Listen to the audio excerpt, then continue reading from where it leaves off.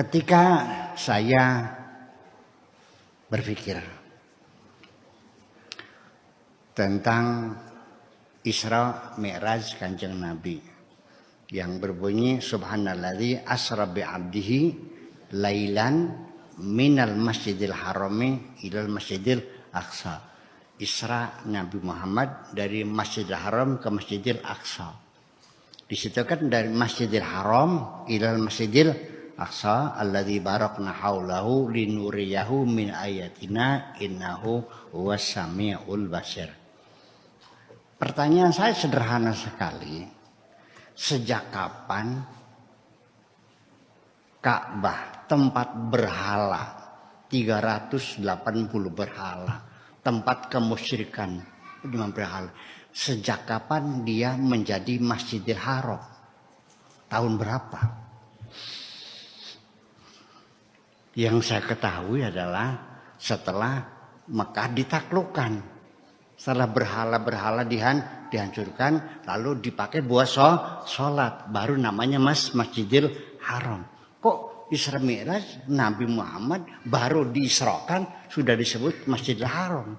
Jadi sejak kapan Masjidil Haram itu ada? Masjidil Aqsa waktu itu masih berbentuk sinagog. Bisa jawab enggak?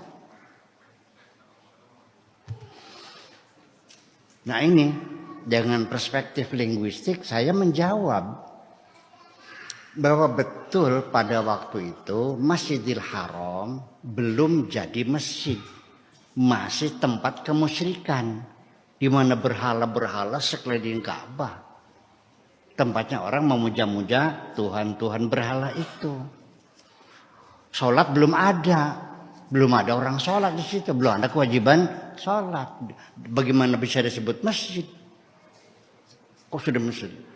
Nah, ini dalam ilmu ma'ani, kelompok ilmu balaghah namanya itu majaz akli,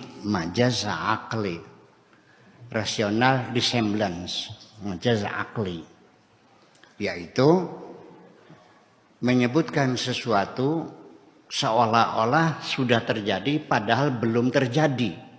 Itu sah dalam bahasa. Umpamanya Mbak Anti, saya datang ke rumah Mbak Anti, terus dia minta kepada adiknya, godok wedang anak buya kieng, godok wedang itu ya teh kau sebagainya, godok wedang ada buya.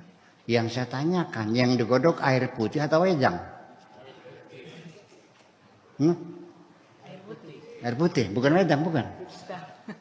Salah kan ngomongnya? Enggak. Itu namanya i'tibar ma yakun. Melihat apa yang terjadi. Mbak Tata bilang, mah masak nasi. Yang dimasak beras atau nasi? Nasi bisa dimasak enggak? Bisa jadi bubur.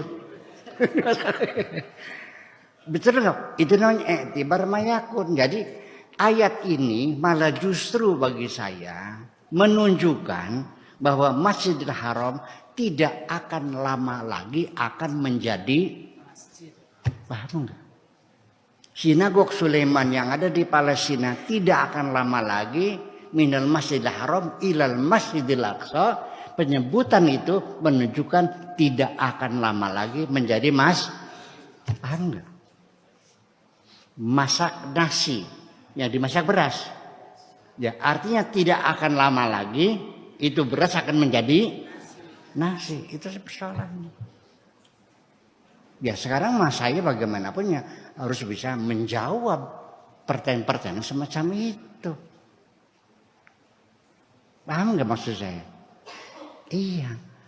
Jadi saya kurang seberapa lagi saya membela Al-Quran, malah saya dituduh namanya ngurak-ngurak Al-Quran, segimana lagi? Saya yang membela Al-Quran, udah bilangnya ngurak-ngurak Al-Quran. Ada di situ. Itu bisa aku kerjanya, ngerubah-ngerubah Al-Quran. Mana mungkin saya bisa ngerubah-ngerubah Al-Quran. Jadi ketika ada orang tidak paham, tidak saya respon. Saya biarkan saja, alhamdulillah ada orang tidak paham. Makasih gitu aja.